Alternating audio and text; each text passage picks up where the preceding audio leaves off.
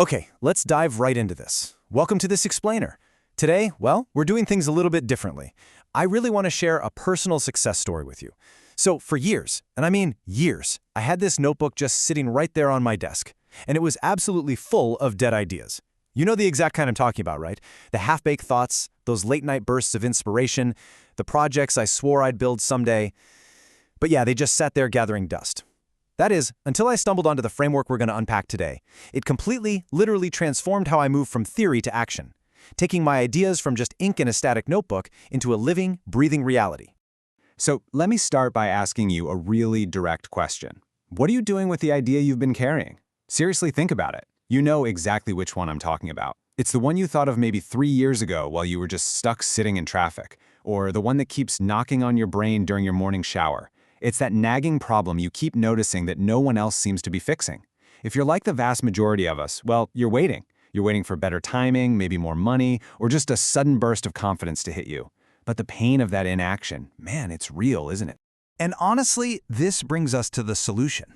I'm talking about Dr. E.B. Ofray's book, From God's Idea to Lasting Impact. Consider this explainer my own personal review, and really a roadmap of how this book became the ultimate mentor that finally, and I mean finally, got me unstuck. Dr. Ofray is a physician and an entrepreneur who built a massively successful healthcare company in Nigeria, and he makes this incredible argument. The blueprint to end your waiting, it's already inside you. You don't need more inspiration. No way. You need a structured plan. Now, one of the absolutely most powerful distinctions in the book is the difference between a complaint and a burden. A complaint, that's just passive whining. It's sitting back, watching the news or looking at your industry, and just describing what's wrong. And then it stops right there. But a burden is an active assignment. It is literal, divine direction delivered directly to you in the form of pain. If a problem consistently upsets you, if you just can't stop talking about it, actually, that is an anxiety. That is your calling tapping you on the shoulder. Dr. Ofray actually experienced this firsthand. So he was working in a completely different city from his aging parents, and he felt this crushing, undeniable guilt over not being physically present to monitor their health, right? Now, he could have just complained about the healthcare system like anyone else, but instead, that emotional resonance, that deep personal disturbance became his signal. He turned that compassion, structured it into an actual service, and made it a reality by birthing GiroCare. And get this, that company has now delivered over 150,000 doctor home visits to elderly Nigerians. The injustice that disturbs you, that is your starting line. So the absolutely crucial point here is how we actually view these ideas. Dr. Ofray introduces a concept that takes a massive weight right off your shoulders: stewardship. Think of it kind of like being handed the keys to manage someone else's massive, beautiful estate. You didn't have to build the estate. You didn't have to invent the idea. It was just given to you. The immense pressure of originating some brilliant concept is entirely removed. Your only job, literally your only responsibility, is executing and managing it faithfully. But you might be wondering, how do you execute? Well, you look at your internal equipment. I absolutely love this analogy. Imagine you were handed a pre-packed toolbox long before you ever even knew what you were going to build.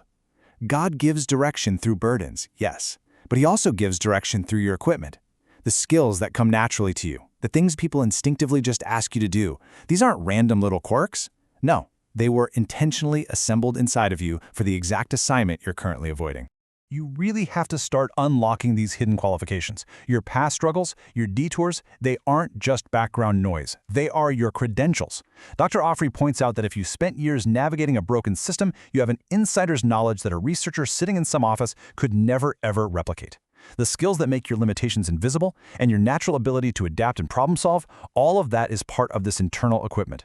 Look at what people consistently ask you for. If you're the person everyone comes to when they need to, say, organize events or explain complex topics, the market is already recognizing your value before you've even charged a dime for it.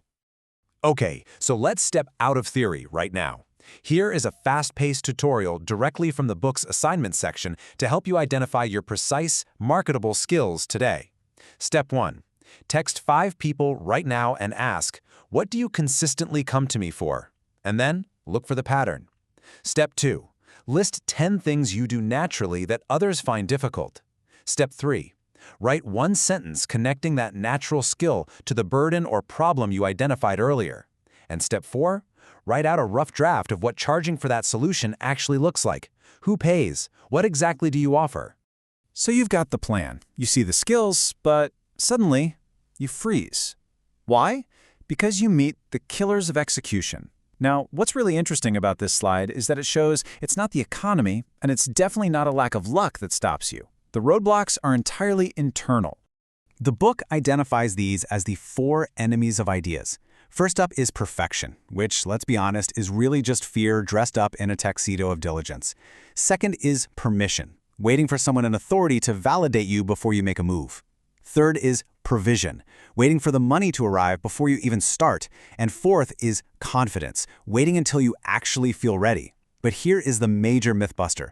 Founders like Shola Akinlade of Paystack, they didn't start with confidence. They started with conviction. Provision and confidence do not precede action. They follow obedience. You gotta move first. And as you move, you've got to remember this golden rule. People do not pay for your idea, they pay for relief. Never fall in love with your own product. Fall in love with the customer's pain. Think about the Good Samaritan. When he saw a wounded man on the road, he didn't hand him a pamphlet on road safety, right? He bandaged his wounds. He provided immediate relief. Value is simply compassion structured into action. If you can identify a person's functional pain and the emotional fear behind it and offer a real bridge to relief, well, you've got a lasting business. But here's the chilling reality we all have to face, and it's anchored by the parable of the talents. In that parable, the servant who buried his money wasn't punished for making a bad investment or for trying and failing. No, he was judged for abdication, for making the calculated choice not to try at all. Eventually, you and I, we're going to have to give an account, not just for what we did, but for the talent we buried, for the ideas we delayed, for those notebooks full of solutions that we kept hidden away in a drawer just because we were waiting for the perfect time. I want to hit you with this powerful quote directly from the pages of Dr. Offrey's book. Listen to this. Ideas from God are not suggestions, they are assignments. Wow. Holding on to an unexecuted idea isn't you practicing patience, it's you avoiding your responsibility. The seed is perfect, but it requires your stewardship, your dirt, your water, and your hard labor to actually create the harvest. Which brings us to one final, provocative thought. Will you bury your idea, or will you start building today? This framework took me from being totally stuck in my own head to actually executing, and I know for sure it will do the exact same for you. So don't wait for permission. Stop letting your complaints be passive. I highly, highly encourage you to click the link provided below, buy a copy of From God's Idea to Lasting Impact, and complete your own journey. Stop waiting. Start building.